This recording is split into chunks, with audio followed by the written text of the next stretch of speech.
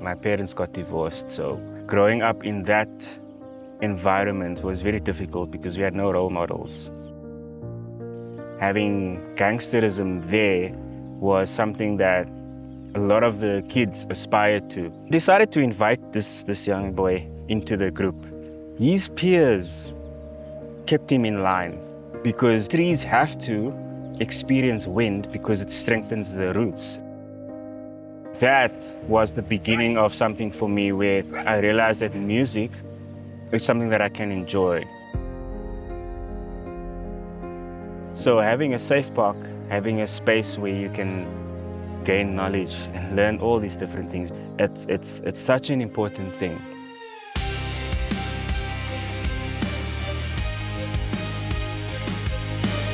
Hello, Jason. Hi. How are you? Good yourself. So let's start. Let's dive into the questions. So tell me something about you and where you grew up and how was your life? What did it look as a child? Okay, so I was, I think, 6 or 7 years old, and my parents got divorced. So myself and my siblings lived with my mother.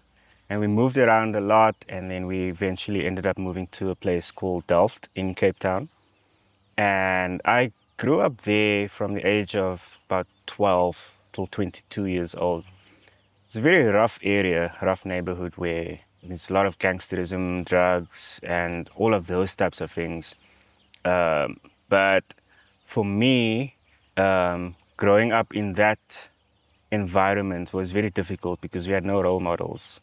In school, we went to school, but it was just, there was nothing that intrigued us where we could see or have any kind of vision. You know, we just, our idea was that we're gonna finish school, find a job, and that is life. So that's basically the area where I grew up. So when I talk about gangsterism, there were a lot of gang leaders that were role models only because of having cars, having money, and that was our only picture of what we saw someone being successful. We didn't think of success in any kind of light because there was nothing. It was either go work or sit at home and you live in poverty. But then having gangsterism there was something that a lot of the kids aspired to because they saw the cars, they saw the money, and then they thought, no, that was success. So that was the kind of community that I basically grew up in. Lived there for about 10 years. Growing up in the community where I was, when I talk about gangsterism, so there are a lot of shootings, a lot of shootings, and then there are also a lot of innocent bystanders that get shot and killed in these situations, because when you are in a gang in Cape Town, okay, it's literally life or death. Because if you are part of the gang, sadly you are part of a community, which means that if you want to leave that community, many times they would say you're going to lose your life if you want to leave this community. You have to stay here. And it's about robberies, it's about theft, it's about car hijackings, it's about turf wars. There's a lot of violence associated with gangs, but there are a lot of innocent bystanders, people that get shot. And I've had about 2 friends that were killed in those situations. How old were you at this age? I was 15, 16 years old. And as a teenager, that was the life that I grew up in. When you hear, it becomes so common to hear that somebody has passed away. And there was a situation where my cousin lives in an area where there was a murder a month. There was 1 month that it was, I think, the month of September. Every day somebody was killed, and this was through gang violence. Imagine the amount of funerals every Saturday. And you can't think of how do people live like that. But that is the reality for many. That is the reality of kids growing up, hearing gunshots at night, sitting in fear in their homes. And then the next day, they have to just walk to school. And obviously, they would look around wondering what's going to happen. You know, am I going to survive this next week? They grow up in that situation. So many of them want to leave, but they're not able to dream because they nobody shows them you can dream beyond your situation. You can leave. You can even make a difference in this, but it takes work. It will take hard work. And what helped you rise above all that, or what kept you through that time? Like, what gave you hope in this moment? So music. When we moved there, we joined a church, and I couldn't play anything, no instrument. But when I looked at the band on stage, in my mind as that child, I thought I would like to do that. Because now there was something that I saw that I didn't have, I wasn't able to do, but I wanted to because I wanted to join them and it looked like fun. So I told my mother I would like to have music lessons, but she couldn't afford it. She couldn't afford music lessons. And then one day, a few months later, she came home with a small keyboard, a tiny little keyboard, and basically gave it to me. So she borrowed it from somebody at work. And then from there, I listened to the sounds and the demo songs on the keyboard. And then I started to play what I heard. And then from there, I realized, oh, I can hear and I can play something. And the very first song I learned to play was Hey Jude by the Beatles, which was on one of the demo songs.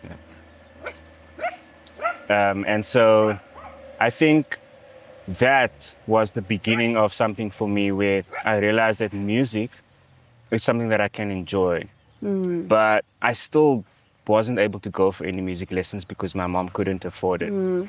But my mom then told my pastor that I would like to play in the band. And then my pastor told me, band practice is Saturday, Sunday is church. And that's where I was thrown into into music. Yeah. And from there, it was just years of practicing in a band. I couldn't do anything, but later I realized that the band extracted out of me what they needed as a musician. So that is what kept me off the streets because I was always involved in music in church. I was involved in music with the youth, Sundays, Wednesdays, because we were usually the same band that played for different events and different church settings.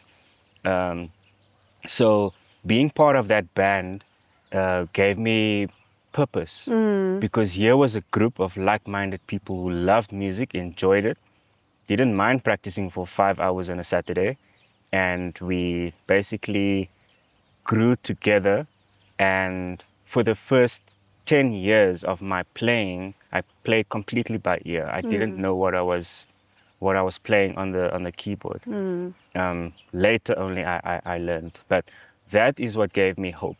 That's Yeah. what kept me off the streets is music and having that community around music to be able to identify with a group like that. Yeah.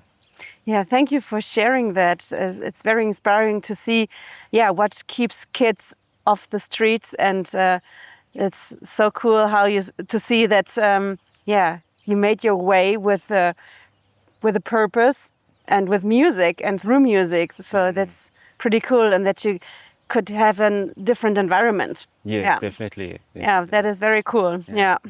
So, what's your current work and role, and what inspires you to support Roots and Bridges? Okay, so my current role is I'm a music teacher. Yeah. I teach classroom music, and then I also have school bands. Over the years, I've worked with different types of music groups, choir chimes groups, marching band, and now mainly marimba. In 2016, I was part of a group that went to SS Got Talent to audition. I trained 2 music groups. And so my passion for music now, the focus is mainly music groups because I see the community and how the kids just love that, being part of that. I also did one-on-one music lessons, but I stopped with that at the end of 2022.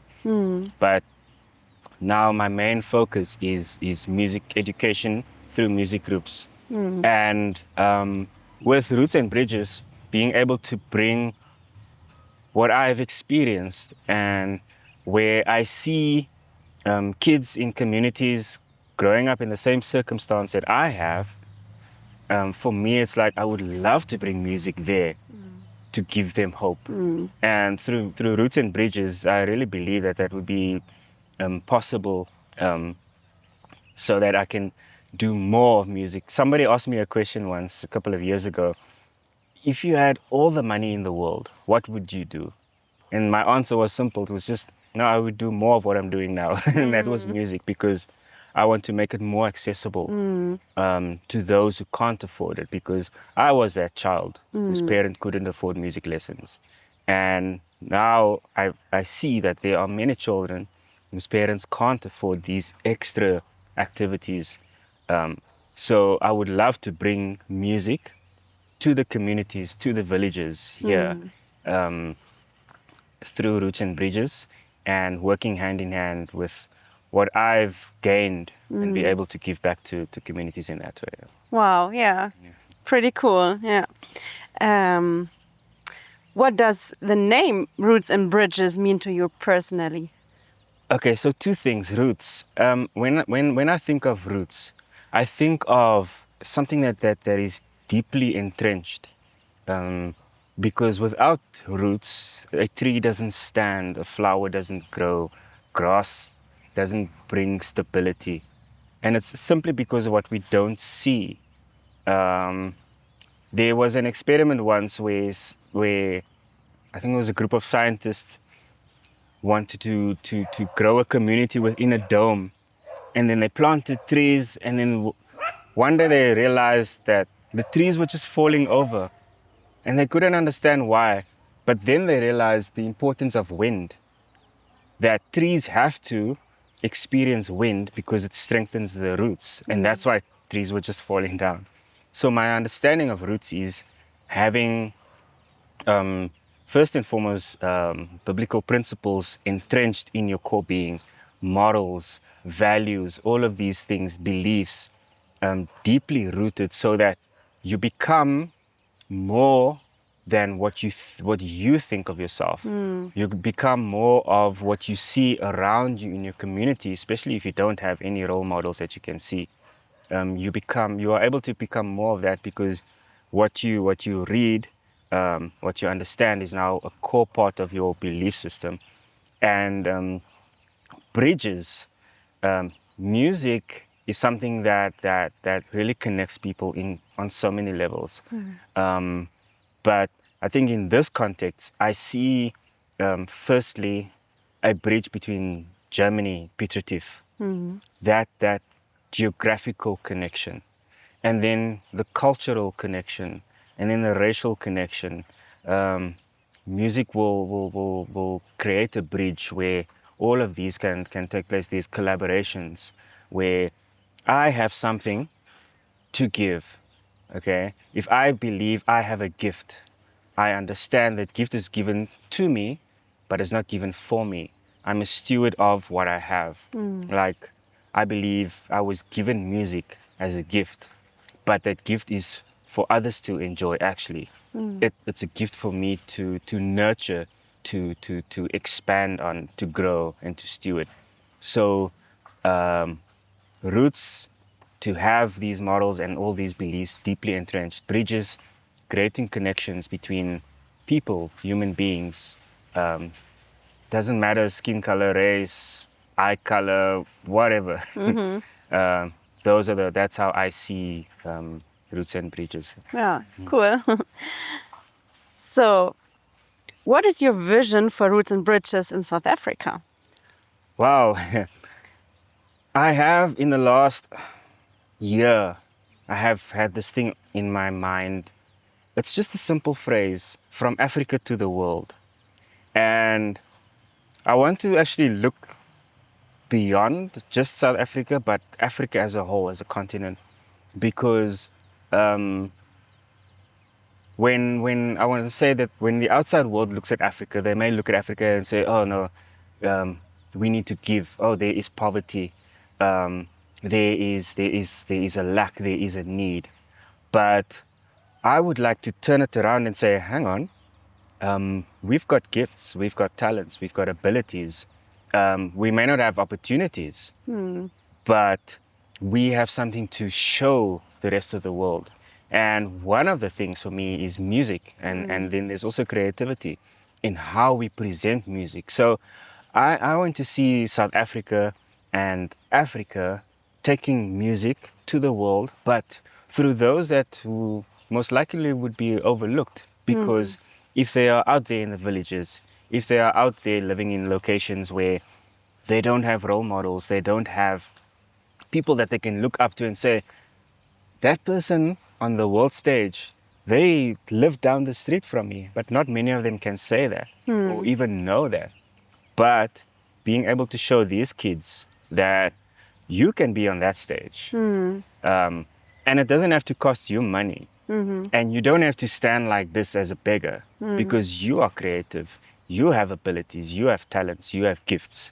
But let's collaborate and find out what is there that you have that you don't know about, that we can hopefully help you discover through Roots and Bridges, and being able to bring these opportunities now and link with their abilities, their talents, and showcasing it to those out there, to the rest of the world, and say, no, Africa is rich. And I'm not talking gold and minerals and all these things. Yes, there's that too. But as a people, Africa is rich. Yeah. Wow. Yeah. That is amazing. Yeah, a very strong vision. And why is it so important that local people lead this kind of initiative? Because the local people come from the same situation. And for me, when I left Cape Town, then only my thinking was able to change. But I never forgot where I came from.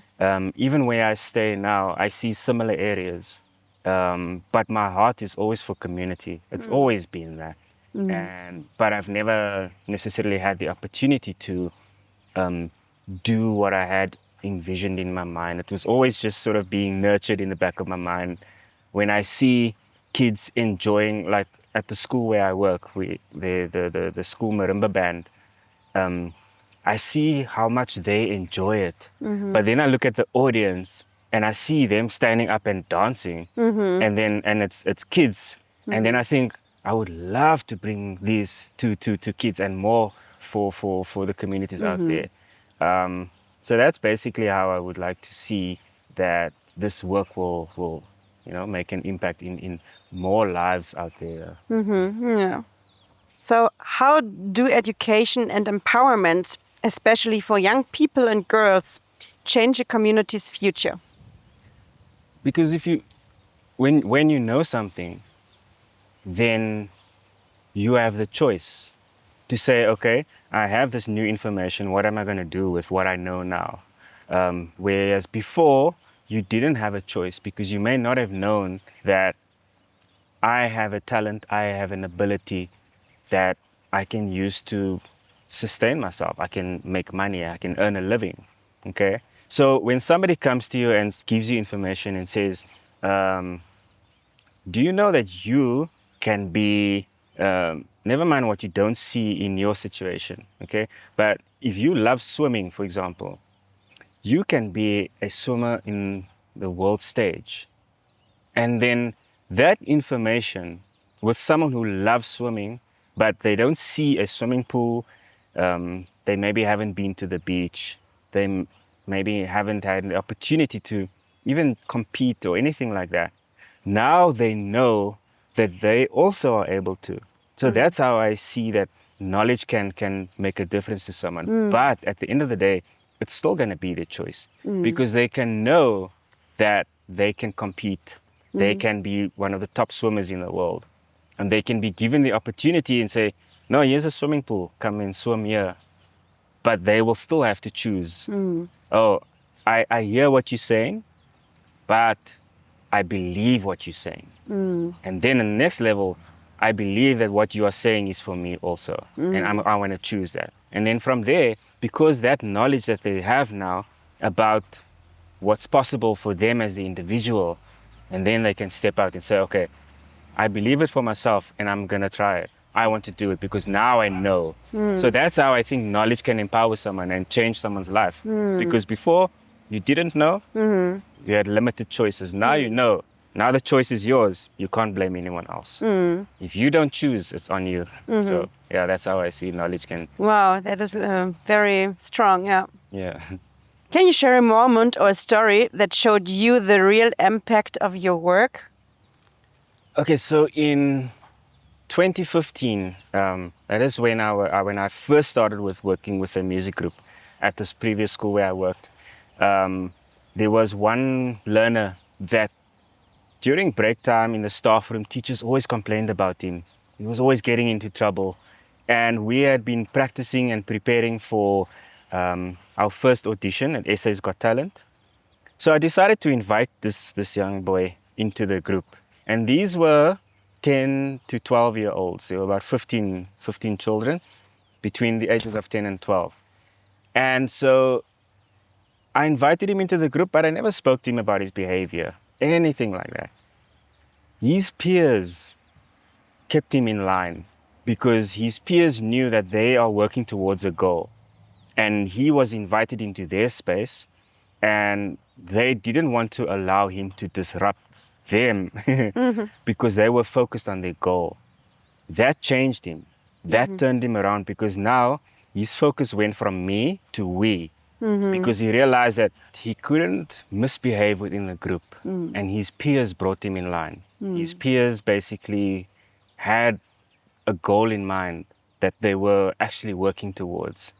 So his focus went from me to we, because now he joined them in this goal that he also wanted to achieve, because they knew they're going to go to SA's Got Talent, they're going to speak to the judges that they see on TV, they themselves are going to be on TV. And so he came back years later and he actually thanked me for inviting me into the group, because he said that he was on a path of destruction and he was given an opportunity. But even with that opportunity, he still had to choose, because you can give somebody something and then they can say, no, thank you, and change their minds on what they want to do with that opportunity. So yeah, he came back and he said no, he's really grateful for that opportunity that he received, because it changed him. And so the group, that's when I realized that I love working with groups. But at the same time, that community changed one boy, and they were focused on a goal. They knew what they had to accomplish, and they helped each other in that way. So, yeah. Wow, amazing story. So thank you for sharing. What message of hope would you give to young people growing up in similar circumstances? So when I grew up, I heard through church that there's more that you can do. Okay, but at the same time, it didn't really sink in, because, like I said, even if you're given knowledge, when somebody tells you something, you have to choose to accept it for yourself. So if I had a chance to speak to the kids in the communities around here, I would say to them, what does somebody else say about you? Do they say you won't achieve anything? And then I would ask them, okay, what do you say about you? Okay, do you believe that you can achieve something? And if they say yes, I rather believe what I think of myself. And then I would ask them, okay, whose choice is it to choose what somebody says versus what you believe about yourself?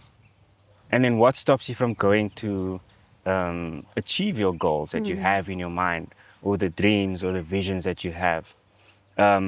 But I would say that without community, it makes it so much more difficult, because within community, you encourage one another. So don't just think about, oh, I want to reach a goal, I have this dream, I have this vision. If you are able to connect with like-minded people, you will go really far, and you will be consistent in your growth as a person, as a human being. Because in the communities, that is where your strength lies. In the communities, that is where, when you have problems, you are able to share with them. And then that same people So now I'm speaking about music groups because that has been my experience in what I've seen, how it changes people, but also having that goal is to connect with someone and say that if you want to have hope, don't think I, but try to think we. How can you help someone? But at the same time, how can someone help you that wants to help you? And at the end of the day, it's your choice. If you want to, you can live in the situation that you are at, but don't let your mindset be shaped by what you see around you. And keep dreaming because one day you will work towards that. Keep thinking that that is for you also. It's not just for someone that's been to a private school that was able to go to university or someone that has money. It's not even about that. It's for you as well. You, the individual person, can travel the world, can go on this world stage, can be an artist, can be a musician, can be a top sports person. So that's what would be my message for them. Wow, that is so powerful. Yeah. Very, very cool. Yeah. So the last question. When you think about the next 10 years, what do you dream Roots and Bridges will have achieved? And yeah, you know, we build safe parks and you have your music thing. So Okay. yeah, maybe you have an idea about that. Yeah, again, my reference is just music, and I would love to see multiple music groups. So, one of the things that I want to have as part of this project is that each group has their own identity. You know, they will have their own logo, their own colors, and when you join this group, that is the type of community that you are part of, and they have this identity. This is who they are. So I would love to see multiple music groups touring the country, South Africa, touring the continent, Africa, and touring the world with the same message that they receive. But not just giving a message to say words, because the mere fact of them being at that stage, that in itself will be a message to others where they can see, no, these kids were from there, but look at where they are now. These kids are from Africa. I thought Africa was, they only had needs, they only struggled, they only had poverty, but now I see this creativity. Now I see that Africa is offering the rest of the world something. And it's it's it's an opportunity for Roots and Bridges to not just touch lives and make change there, but it's also to show that that each kid has a gift, but you are each a steward of that gift. Okay, it's given to you, but it's not given for you. It's given for other people. How are you going to use your gift to encourage others? Let your story be part of this journey to say, I was once there, and then someone told me something, and now I'm here. But what happened in between that? You chose to put in the hard work. And I would love to see that as these music groups tour wherever they go, multiple music groups, that they carry this message that they themselves receive, that they carry this message that changed their lives and will show others that it can change your lives as well. And I would love that also when friends of the kids that are in music groups know that my friend from down the street is part of this and look at where they are. That then becomes their own role model because now they see something beyond themselves, beyond their situations. And then they realize, no, if my friend can be a part of this, why can't I? Because I'm seeing it for myself. And that is what how I would see. And through the Safe Box, we will see opportunities being given, and this is out in rural areas where you won't necessarily have a music instrument that is so expensive, but it's given as an opportunity out there where normally you would have to move to the city to experience these kinds of things. You know, you would have to have money for music lessons or whatever the case may be. But through the Safe Parks initiative, being able to have a music hub at each safe park is also part of the dream, because now what are we saying? Okay, every 3 months, each safe park will host a festival, a music festival. What did you learn in these 3 months, for example? And then every 6 months, you can have safe parks come together for an even bigger festival.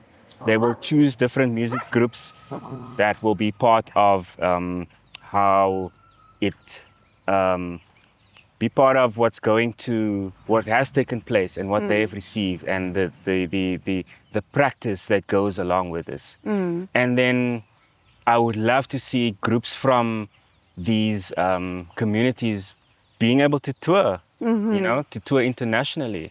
And it will all come from safe parks in rural villages. And so when having safe parks, for example, it's taking someone out of the situation, bringing them to a safe space. And in that safe space, you get to learn about music. You get to read books. You get to be part of a sports team, for example. And you are part of a community that works towards goals. You are part of a community that are role models to one another, because you will find a 10-year-old seeing that a 15-year-old is going to tour in 2 weeks' time, for example, and they're going to travel. What does it do for that 10-year-old? They will say, no, I know that person. I see them every day. Now they are going to get to travel. So if I put in work, yeah, I will also be able to do that one day, hopefully. And so it's those kinds of things that the Safe Park initiative will do for kids who don't have the role models, who unfortunately don't know that they can dream also for themselves. So I like the idea of incorporating music hubs into safe parks, or that we could also potentially have sports teams that Roots and Bridges could possibly support. And so we will support you as a sports team, climb the ladder, reach a high level in whichever league, but you are able to do it. And we want to give you the opportunity. So when I look at how I grew up, if we had a safe park, which now, when I go back to, because my mom still lives there, when I go back to the community, I see many of these kinds of spaces. There are many music initiatives, sports initiatives, because they see that it's these initiatives that makes the difference in the community. So having a safe park, having a space where you can gain knowledge and learn all these different things, be discipled, and learn about more than just yourself, and about others and working with others. It's such an important thing to be able to provide these spaces out in the rural villages, which won't necessarily get these kinds of opportunities. Yeah. So being a part of that, I would love to be part of that in whichever way that I can, because I've come from that and I see the need, and I know the need by experience. Wow, yeah. Thanks for sharing. And yeah, it gives us a good insight of how it is really here in South Africa.